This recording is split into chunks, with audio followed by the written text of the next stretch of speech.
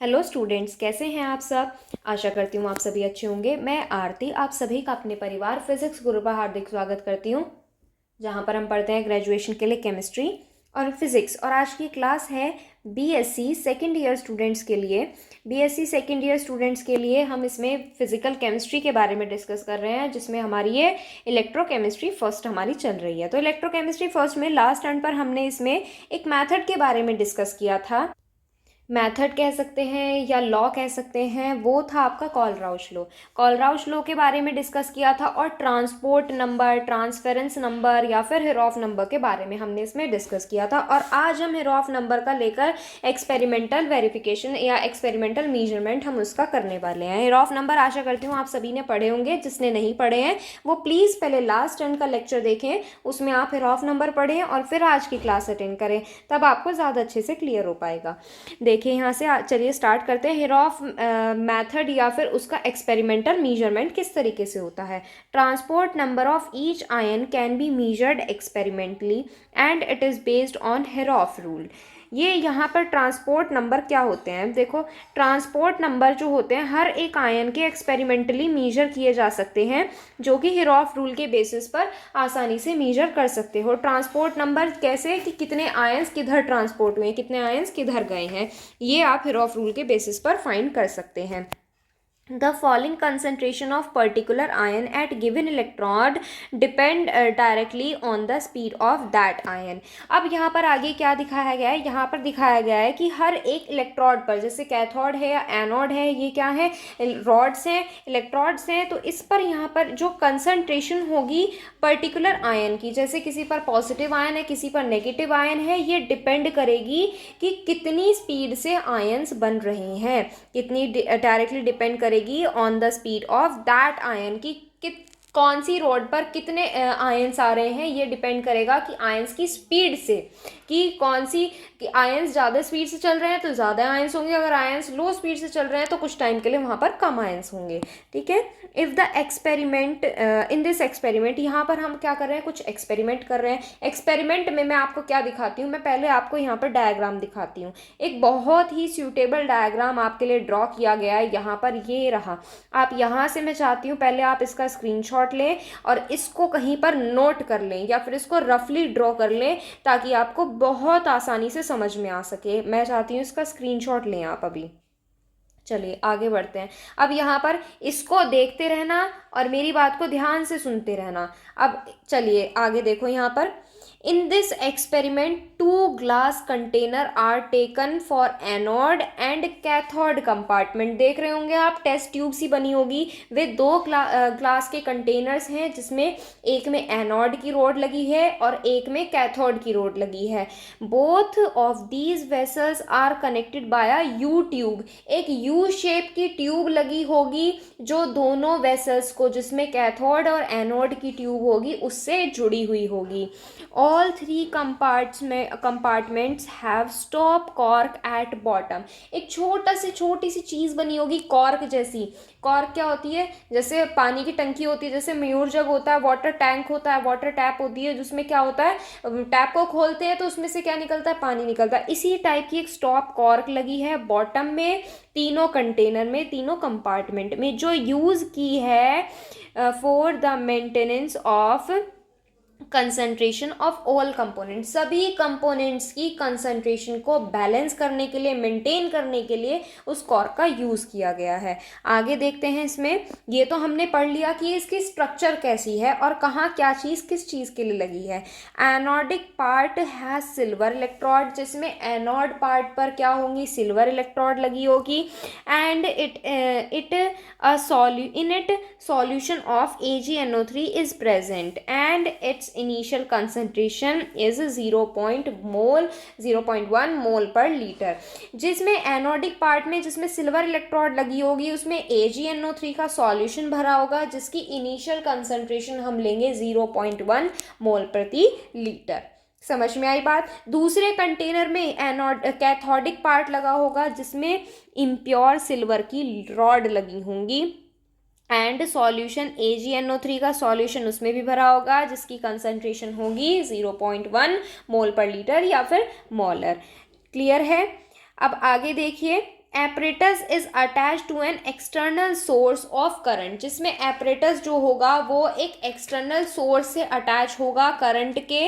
Clear है इतनी बात? जिसमें जिसमें हम क्या करेंगे, जिसमें current of 0.01 ampere has been flowing for nearly 2 to 3 hours, जिसमें हम क्या करेंगे, जो एक करंट का सोर्स लगा होगा उस करंट के सोर्स की मदद से हम 0.01 एम्पियर का करंट 2 से 3 घंटे तक लगातार फ्लो कराएंगे। तब यहाँ पर क्या होंगे, ions from terminal will move away from terminal. Ions जो टर्मिनल से जुड़े होंगे, जब उनमें करंट लगेगा तो वो टर्मिनल से दूर जाने लगेंगे। So the concentration of particular ion will decrease at particular electrode। तो उस इलेक्ट्रोड से, जिस इलेक्ट्रोड से या जिस टर्मिनल से आयंस दूर जाने लगेंगे, निकलने लगेंगे करंट की वजह से, तो उस इलेक्ट्रोड पर, उस टर्मिनल पर उसी आयन की कमी होने लगेगी। क्लियर है? मैंने आपको ये पूरा मेथड बता दिया है। By calculating the concentration of ion is different in different condition, the transport number of ion has been calculated. यहाँ पर बेटा यहाँ इन कर लेना, इज है ना, तो इन कर लेना। Bye calculating the concentration of ion in different condition, different condition में आयंस की कंसनट्रेशन कैलकुलेट करके आप ट्रांसपोर्ट नंबर को कैलकुलेट आसानी से कर सकते हैं। अब मैं आपको एक वो दिखाती हूँ डायग्राम, और उसको दिखाकर फिर से समझाती हूँ ये पूरा मैथड। देखिए यहाँ पर बेटा ध्यान से देखना, अगर जिसको समझ नहीं आ रहा है, जिसने ड्रॉ नहीं किया है, वो अब देख सकता है। देखो इसमें क्या लगी हुई है, एक कंटेनर ये लगा हुआ है, दूसरा कंटेनर ये लगा हुआ है। ये दोनों कंटेनर एक यू ट्यूब की हेल्प से जुड़े हुए हैं। इन तीनों ट्यूब में नीचे लगी हुई है कॉर्क, जो कि क्या है, उसकी कंसंट्रेशन को बैलेंस करने के लिए, मेंटेन करने के लिए यूज़ की गई है।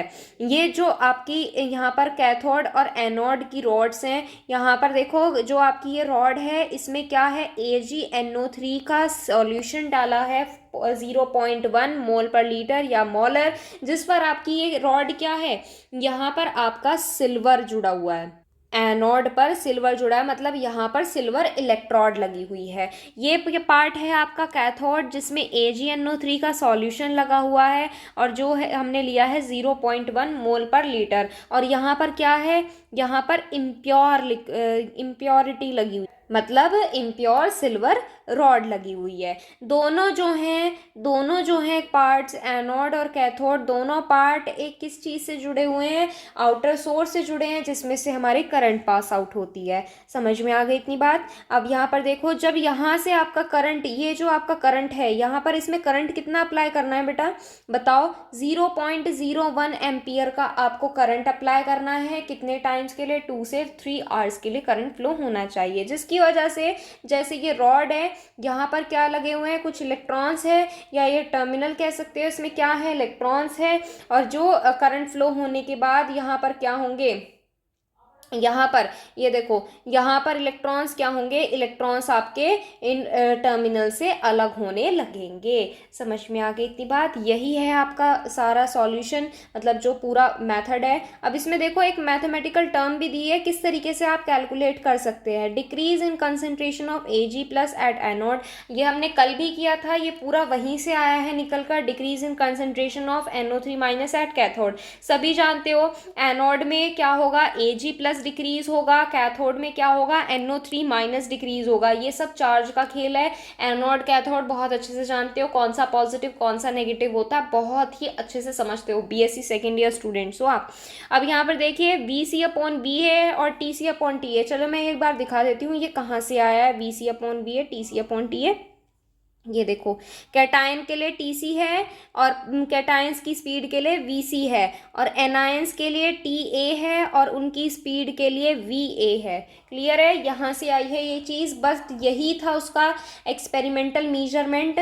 आप इसका स्क्रीनशॉट ले सकते हैं, हम आपको यहाँ से जूम करके दिखाते हैं। PDF हम आपको अवेलेबल नहीं कराएंगे, सॉरी फॉर दैट, आपको स्क्रीनशॉट लेना होगा। चलिए, ये हो गया सेकंड स्क्रीनशॉट। अब आगे ये हो गया आपका यहाँ से डायग्राम। इतना होता है कंप्लीट। तो यहाँ से एक्सपेरिमेंटल मेजरमेंट जो है हेरॉफ लॉ का वो कंप्लीट हो चुका है। इसके आगे हम ऑस्वाल्ड डाइल्यूशन लॉ के बारे में डिस्कस करेंगे। ऑस्वाल्ड डाइल्यूशन लॉ बिल्कुल सिंपल है, ज़्यादा टिपिकल नहीं है। टिपिकल तो कुछ भी नहीं है बेटा, जो चीज़ समझ में आ गई ना वही आसान है। जिस चीज़ से आप डरते रहोगे और उसको करोगे नहीं ना, वही आपके लिए मुश्किल बनती चली जाएगी। चलिए, according to it the degree of dissociation of weak electrolyte at constant temperature depend indirectly on the roots of its concentration. मतलब ये है कि जो वीक इलेक्ट्रोलाइट का डिग्री ऑफ डिसोसिएशन जो होता है ना, वो कांस्टेंट टेम्परेचर पर जो डिग्री ऑफ डिसोसिएशन होता है वो आपका उसके किसके उस इलेक्ट्रोलाइट के कंसंट्रेशन, उस इलेक्ट्रोलाइटिक सॉल्यूशन की कंसंट्रेशन के अंडर रूट के इनवर्सली प्रोपोर्शनल होता है। कैसे होता है दिखाऊं कैसे होता है? ये रहा, ऐसे होता है। ये क्या है बताओ, ये क्या है? ये है आपका डिग्री ऑफ डिसोसिएशन किसका? वीक इलेक्ट्रोलाइट का। और यहाँ पर क्या है? उसकी कंसंट्रेशन उसके अंडर रूट के कैसा है? इनडायरेक्टली प्रोपोर्शनल है, या कह सकते हैं इनवर्सली प्रोपोर्शनल है। क्लियर है? देखिए अब यहाँ से यही चीज़ है इसमें, और कुछ नहीं है। अब यहाँ पर इसको बता दिया है इसमें। देखो एक और चीज़ लिखी है, on increase in concentration of weak electrolyte, ये बात आप जानते हो, degree of dissociation as well as conductivity will reduce. जैसे जैसे आप वीक इलेक्ट्रोलाइट का में क्या करते जाओगे, उसकी कंसंट्रेशन को बढ़ाते चले जाओगे, तब वहाँ पर क्या होगे, वहाँ पर आपका स्ट्रॉन्ग अट्रैक्शन फोर्स वर्क करने लगेगा, और स्ट्रॉन्ग अट्रैक्शन फोर्स वर्क करने की वजह से आयंस नहीं बनेंगे, डिग्री ऑफ डिसोसिएशन और उसकी कंडक्टिविटी दोनों घटती चली जाएंगी। यहाँ पर ये जो फॉर्मूला है ये डेराइव भी किया है, डेरिवेशन भी है फॉर्मूले की। आप करना चाहते हैं तो आप देख सकते हैं, बाकी इसमें इतना कुछ खास नहीं है, बहुत इजी है ये। देखिए, let A B is a binary weak electrolyte, जिसमें आपके क्या हैं, दो मॉलिक्यूल्स है, वो बाइनरी में आएगा। Its initial mole is 1 and degree of dissociation can be calculated by using the law of active mass। अब AB क्या है? बाइनरी वीक इलेक्ट्रोलाइट है, ये बेटा हमने अज्यूम किया है, जिसके इनिशियल मोल क्या है? 1 है, और डिग्री ऑफ डिसोसिएशन हम उसके एक्टिव मास के लॉ को यूज करके फाइंड करेंगे। लॉ ऑफ एक्टिव मास हमने फिजिकल केमिस्ट्री की यूनिट 1 में पढ़ाया है, मे बी ये सेकेंड और थर्ड लेक्चर में आपको मिल जाएगा। सेकेंड और थर्ड में एक्टिव मास मिल जाएगा आपको, आप वहाँ से इसको पढ़ सकते हैं। कंप्लीटली कराया गया है, न्यूमेरिकल्स भी कराए हैं, सारी डेरिवेशन प्रूफ सब किया हुआ है, वहाँ से आप चेक कर सकते हैं। तो देखिए हमने इस तरीके से रिएक्शन मान ली जिसमें हमने आयंस में ब्रेक कर लिए। इनिशियल मोल्स 1 0 0 लिए हैं, इक्विलिब्रियम पर क्या होगा? 1 माइनस अल्फा, अल्फा और अल्फा। अब देखो लो इफेक्टिव मास में उस टाइम पर हम अल्फा की जगह क्या लेते थे? एक्स लेते थे, लेकिन हम यहाँ पर किसकी बात कर रहे हैं? हम यहाँ पर डिग्री ऑफ डिसोसिएशन की बात कर रहे हैं, जो हम अल्फा से रिप्रेजेंट करते हैं, तो इसके लिए हमने यहाँ पर क्या लिया है? अल्फा लिया है। अगर वॉल्यूम क्या हो जाए? वी लीटर हो जाए, तो वी से डिवाइड हो जाएंगे, ये क्या हो जाएंगे? वी से डिवाइड हो जाएंगे। अब लगाओगे आप इसमें law of active mass. Law of active mass क्या कहता है? लॉ ऑफ एक्टिव मास ये कहता है कि प्रोडक्ट अपॉन रिएक्टेंट, तो प्रोडक्ट अपॉन रिएक्टेंट आप आसानी से कर सकते हो। तो यहाँ से क्या हो जाएगा? के इज इक्वल टू क्या होगा बताओ? देख के ही बता दो। अरे भाई, अरे आप क्या करा करो, आप कमेंट किया करो, मुझे पता चल जाता है फिर इससे कि आप कितने एक्टिव हो क्लास को लेकर, कितने नहीं हो, ऐसे फिर पता नहीं चलता है। ठीक है, देखो अब यहाँ पर आपको क्या करना है? ए पॉजिटिव और बी नेगेटिव किस में रखने हैं? स्क्वायर ब्रैकेट में रखने हैं। क्यों रखने हैं स्क्वायर ब्रैकेट में? इसका भी रीजन हमने एक्टिव मास का लॉ जब पढ़ाया था ना, तब बताया था। अगर जिसने एक्टिव मास का लॉ पढ़ा है वो प्लीज नीचे बताए कि ये यहाँ पर स्क्वायर ब्रैकेट्स में क्यों रखे जाते हैं। ठीक है, अब यहाँ पर ए पॉजिटिव की वैल्यू रखोगे, बी नेगेटिव और ए बी की वैल्यू रखोगे, जो आपकी यहाँ से ये बन जाएगी। कहाँ से वैल्यूज आएंगी? ये वैल्यूज आपकी यहाँ से आएंगी। ए बी की वैल्यू ये, ए पॉजिटिव की वैल्यू ये, और बी नेगेटिव की वैल्यू ये आ जाएगी।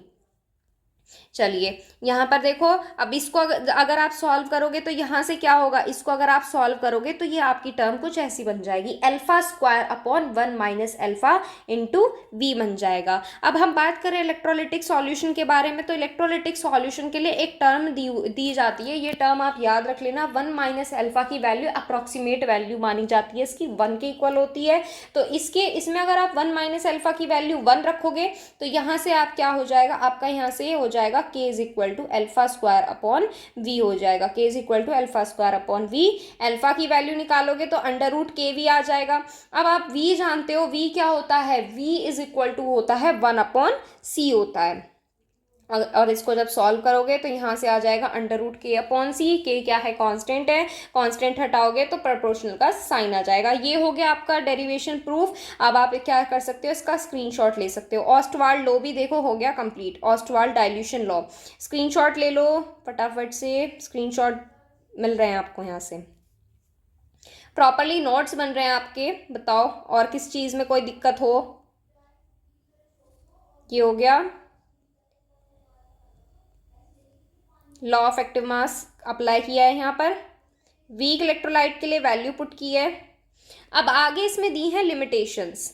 लिमिटेशंस क्या हैं, बहुत ही क्या है, सीमित लिमिटेशंस है। अरे लिमिटेशन सीमित ही तो होती है, और क्या होती हैं, देखो इट इज़ एप्लीकेबल सिर्फ वीक इलेक्ट्रोलाइट के लिए। ये सिर्फ वीक इलेक्ट्रोलाइट के लिए एप्लीकेबल है, क्योंकि वीक इलेक्ट्रोलाइट में जो डिग्री ऑफ डिसोसिएशन कांस्टेंट होता है ना, या इलेक्ट्रोलिटिक डिसोसिएशन कांस्टेंट जो होता है वो नॉन वेरिएबल होता है।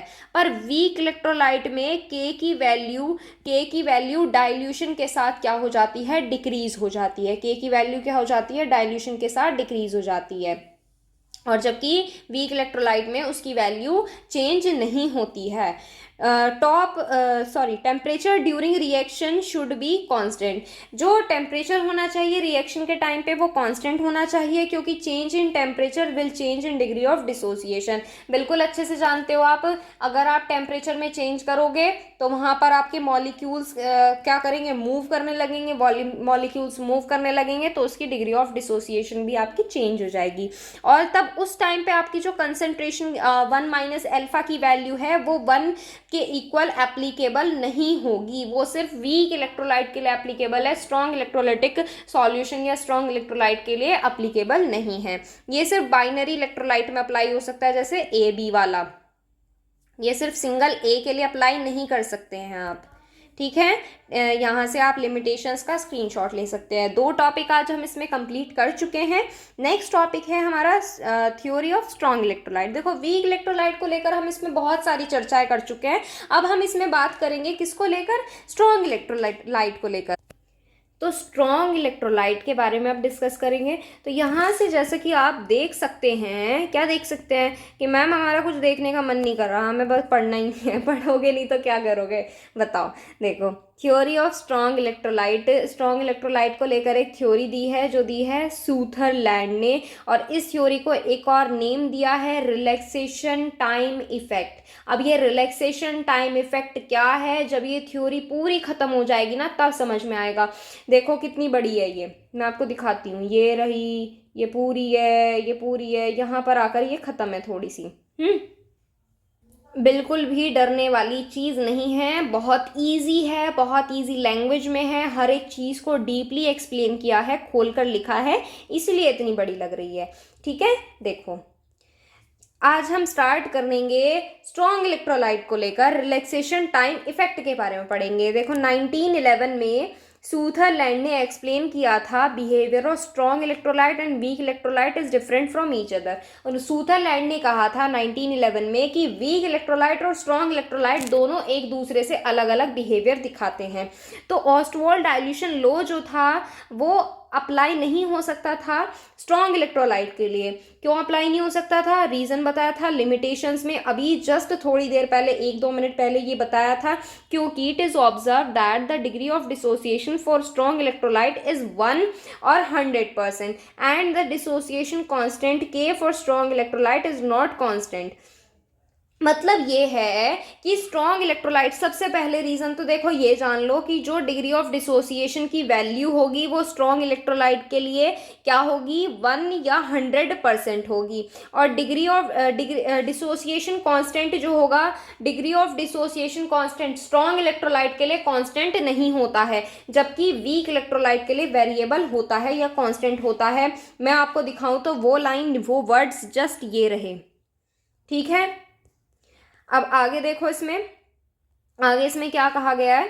डिग्री ऑफ डिसोसिएशन कांस्टेंट की वैल्यू क्या नहीं होती, कांस्टेंट नहीं होती, but it decrease at the dilution increases. अब अगर कांस्टेंट नहीं होती तो क्या होती है, मैं आपको बताती हूँ। अगर आप स्ट्रॉन्ग इलेक्ट्रोलाइट में डाइल्यूशन करते चले जाओगे, उसमें उसको डाइल्यूट करते चले जाओगे, पानी मिलाते चले जाओगे, तो उसके डिसोसिएशन कांस्टेंट की वैल्यू घट जाएगी।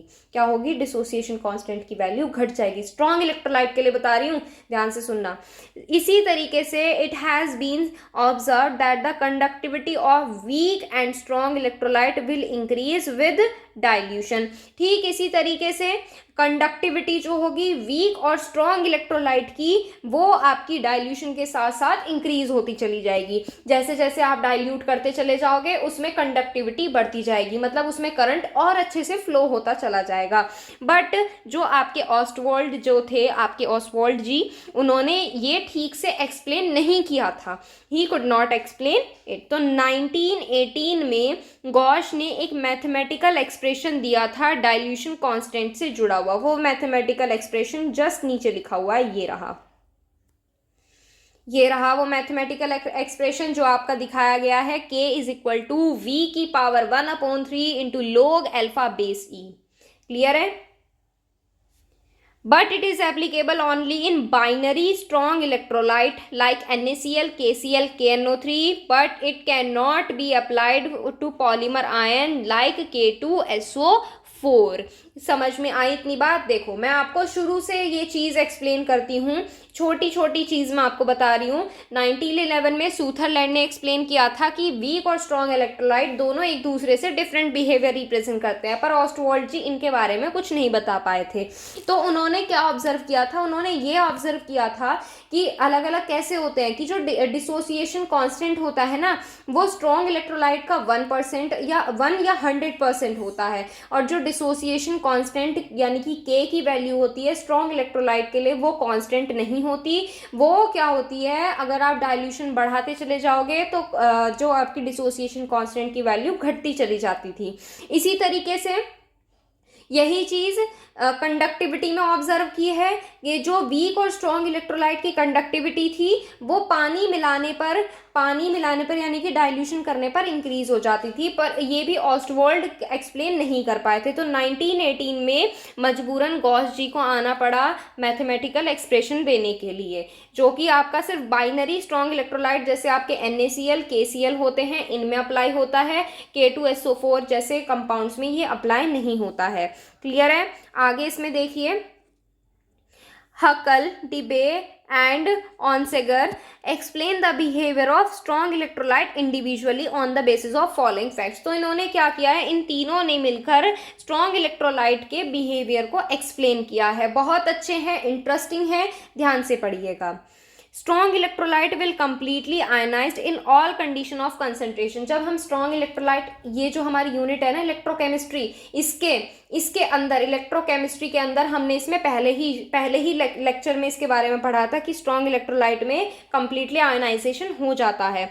तो degree of dissociation strong electrolyte का क्या होगा, 1 या 100% होगा। क्यों होगा? क्योंकि वो कंप्लीटली आयोनाइज्ड हो जाते हैं। फर्स्ट पॉइंट हो गया।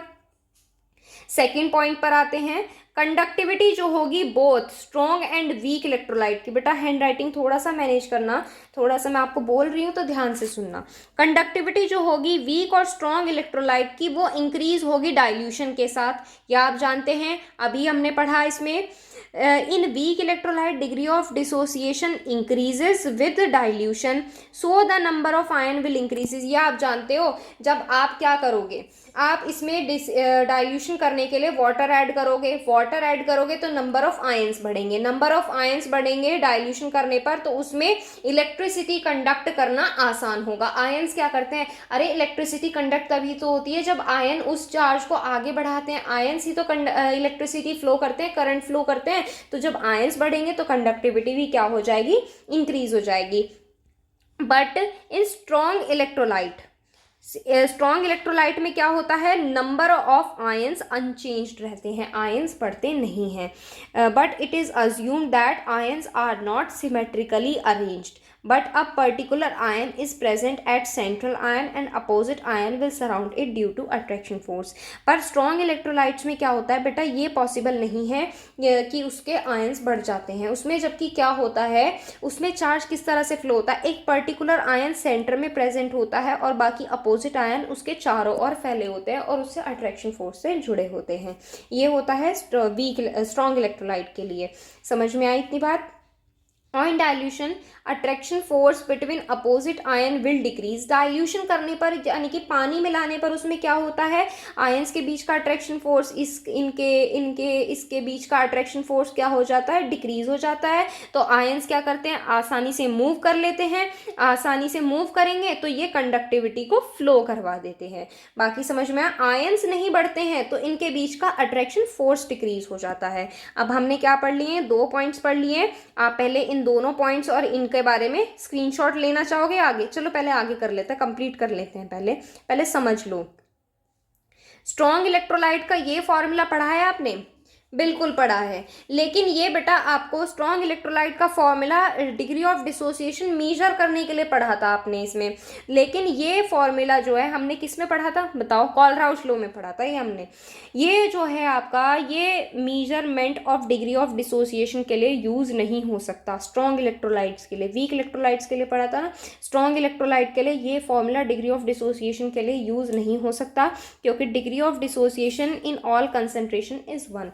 डिग्री ऑफ डिसोसिएशन सभी कंसंट्रेशन में, स्ट्रॉन्ग इलेक्ट्रोलाइट की बात कर रही हूँ, वो क्या होगी, 1 होगी या 100% होगी। So in strong electrolyte it is used for the measurement of conductivity ratio. तो सिर्फ स्ट्रॉन्ग इलेक्ट्रोलाइट के लिए ये सिर्फ एक कंडक्टिविटी रेशियो की तरह वर्क कर सकता है, बाकी ये यहाँ से डिग्री ऑफ डिसोसिएशन के लिए यूजफुल नहीं है। नेक्स्ट पॉइंट देखिए, पॉइंट नंबर 4 क्या कहता है, अगर आपका अल्फा इक्वल्स टू 1 हो, इस फॉर्मूले के लिए बात कर रहे हैं, ये जो आपने फॉर्मूला यहाँ से पढ़ा है, अगर यहाँ पे अल्फा इक्वल्स टू 1 हो तब ये हो जाएगा, अरे जब इसकी वैल्यू 1 होगी तो lambda infinity is equal to lambda V हो जाएगा। पर जो बेटा आपकी लैम्डा वी की वैल्यू होती है ना, वो बहुत छोटी होती है लैम्डा इन्फिनिटी से। लैम्डा वी क्या है, जो आपकी कंसंट्रेशन थी, जो आपका यहाँ से इलेक्ट्रोलिटिक सॉल्यूशन की गिवन कंसंट्रेशन थी, और ये लैम्डा क्या है, कंडक्टिविटी है, किसके लिए, जो आपके इनफाइनाइट डाइल्यूशन के लिए थे, इलेक्ट्रोलिटिक सॉल्यूशन की। अब यहाँ पर इनकी वैल्यू ऐसे चेंज कैसे हैं, क्योंकि बेटा यहाँ पर इसका भी एक रीज़न है। गिवन कंसंट्रेशन में, एट गिवन कंसंट्रेशन यानी कि लैम्डा वी की बात चल रही है, अरे ये क्या हुआ, अब सही हो गया।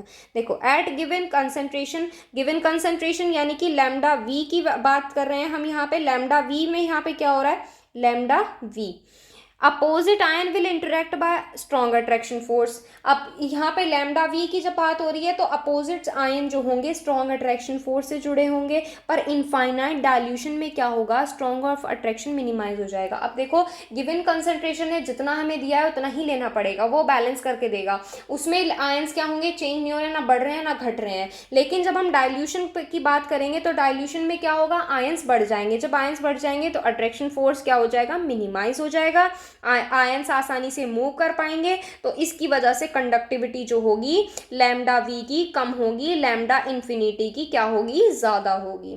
क्लियर है इतनी बात? आगे देखिए, when strong electrolyte is placed in absence of electric field। अगर strong electrolyte को electric field से बिल्कुल अलग कर दें तो क्या होगा, then each ion is symmetrically surrounded by the layer of opposite charge। तब हर एक आयन, एक सेंटर में एक आयन प्रेजेंट होगा और वो उसके अपोजिट चार्ज की लेयर से लिपटा हुआ होगा, जैसे हमने ऊपर पढ़ा था कुछ इस तरह से। एक आयन सेंटर में होगा और अपोजिट चार्ज से घिरा हुआ होगा, ठीक है, surrounded by the layer of opposite charge। It means that if positive ion will occupy center position, then it is surrounded by the sphere or boundary of negative ion and vice versa। मतलब ये कि अगर positive बीच में तो negative से घिरा होगा, but in presence of electric field अगर हम यही क्या कर दें, यही अगर हम स्ट्रॉन्ग इलेक्ट्रोलाइट को इलेक्ट्रिक फील्ड में रख दें, तब पॉजिटिव आयन जो होंगे कैथोड की तरफ मूव करने लगेंगे और नेगेटिव आयन जो होंगे वो किसकी, एनोड की तरफ मूव करने लगेंगे। So the concentration of negative will be more towards anode. जब एनोड की तरफ नेगेटिव जा रहा है और कैथोड की तरफ पॉजिटिव जा रहा है तो एनोड पर नेगेटिव ज़्यादा हो जाएंगे और कैथोड पर पॉजिटिव ज़्यादा हो जाएंगे। यही लिखा है, ions will be more towards anode side and the concentration of positive ion is more towards cathode side. It means that, इसका मतलब ये है कि ओल्ड सिमेट्री डिसअपियर हो जाएगी और न्यू सिमेट्री बन जाएगी, और जो बन जाएगी किसकी वजह से, इलेक्ट्रिक फील्ड की वजह से बनेगी। तो जो टाइम इंटरवल होगा between both symmetry is known as time relaxation time effect या टाइम इंटरवल। मतलब यानी कि एक जैसे पुरानी, देखो मैं दिखाती हूँ, ये इस तरीके से दिया है, इस सिमेट्री से इस सिमेट्री के बीच बनने में जो टाइम लगेगा इसी को रिलैक्सेशन टाइम या टाइम इंटरवल कहते हैं। आशा करती हूँ आपको समझ में आएगा। ये एब्सेंस ऑफ इलेक्ट्रिक फील्ड है और ये प्रेजेंस ऑफ इलेक्ट्रिक फील्ड है। यहाँ पर देखो एनोड है तो इसकी तरफ कैथोड जुड़ जाएंगे, और ये कैथोड है यहाँ पर ये, तो इसकी तरफ क्या जुड़ जाएगा, पॉजिटिव जुड़ जाएगा in presence of electric field. इसी के साथ हमारा कंप्लीट होता है ये वाला टॉपिक, रिलैक्सेशन टाइम इफेक्ट या फिर थ्योरी ऑफ स्ट्रॉन्ग इलेक्ट्रोलाइट। अब आप क्या कर सकते हैं, इसका स्क्रीनशॉट ले सकते हैं। इसी के साथ हमारा ये टॉपिक होता है कंप्लीट। ये आ गया यहाँ से स्क्रीनशॉट ले लीजिए। अगर आपको कोई भी डाउट है किसी भी चीज़ को लेकर, क्लास के बारे में पूछना चाहते हैं, आपको टॉपिक में कोई भी डाउट है, तो आप इंस्टाग्राम पर क्लियर कर सकते हैं। हम आपको इंस्टाग्राम आईडी देंगे, वहाँ से आप ज्वाइन हो सकते हैं। ये हो गया, यहाँ से फर्स्ट पॉइंट हो जाता है, ये सेकंड पॉइंट है, ये यहाँ से सेकंड पॉइंट, ये थर्ड पॉइंट, और ये यहाँ से 4 पॉइंट है। 4 पॉइंट नहीं, उसी थर्ड पॉइंट में आगे का है। ठीक है, स्क्रीनशॉट ले लीजिए इसका। यहाँ पे हमारा ये टॉपिक होता है कंप्लीट। नेक्स्ट टर्न पर हम इसमें कुछ और नए टॉपिक आपके लिए लेकर आएंगे जो आपके इम्पॉर्टेंट हो सकते हैं आपके लिए। तो इसमें हम आपको इंस्टाग्राम आईडी देंगे, आप यहाँ से हमें कांटेक्ट कर सकते हैं। और टेलीग्राम चैनल भी बनाया हुआ है हमने आप लोगों के लिए, तो आप वहाँ से कहाँ से, प्ले स्टोर से टेलीग्राम इंस्टॉल करना, आईडी बनाना उस पर अपनी, और फिर उस पर सर्च करना फिजिक्स गुरु इंडिया, आपको चैनल मिल जाएगा। वहाँ से आप ज्वाइन हो सकते हैं, जहाँ आपको डेली क्लासेस की अपडेट मिल जाएंगी। तो चलिए मिलते हैं आपसे नेक्स्ट टर्न पर नेक्स्ट टॉपिक के साथ। आज के लिए बस इतना ही। Thank you so much.